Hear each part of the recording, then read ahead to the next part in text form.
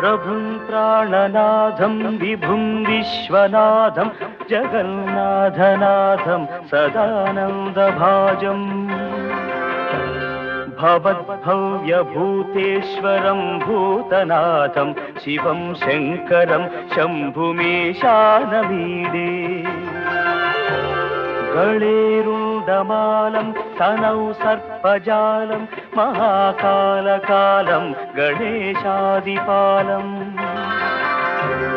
जटाजूटगङ्गोत्तरङ्गैर्विशिष्यं शिवं शङ्करं शम्भुमीशानमीडे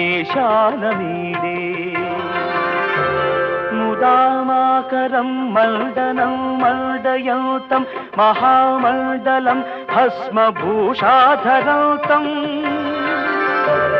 अनादिं ह्यपारं महामोहमारं शिवं शङ्करं शम्भुमीशानमीडे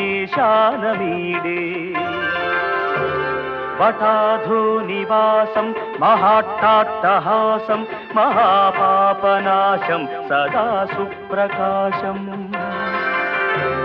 गिरीशं गणेशं सुरेशं महेशं शिवं शङ्करं शम्भुमीशानमीडे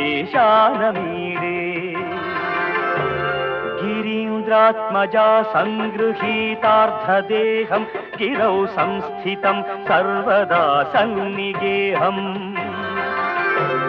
परब्रह्म ब्रह्मादिभिर्वन्द्यमानं शिवं शङ्करं शम्भुमीशानमीडे कपालं त्रिशूलं कराभ्यां दधानं पदाम्भोजनं राय कामं दधानम् बलिवर्धयानं सुराणां प्रधानं शिवं शङ्करं शम्भुमीशानमीडे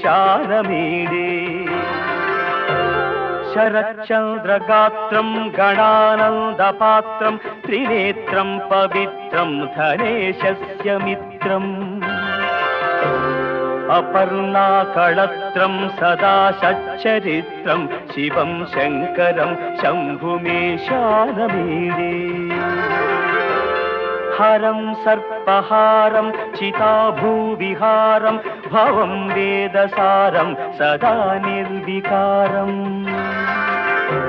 श्मशाने वसन्तं मनोजं दहन्तं शिवं शङ्करं शम्भुमीशानमीडे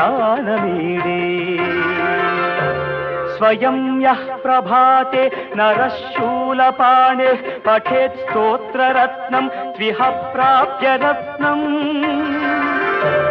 सुपुत्रं सुध्यानं सुमित्रं कळत्रं विचित्रैः समाराध्य मोक्षं प्रयाति।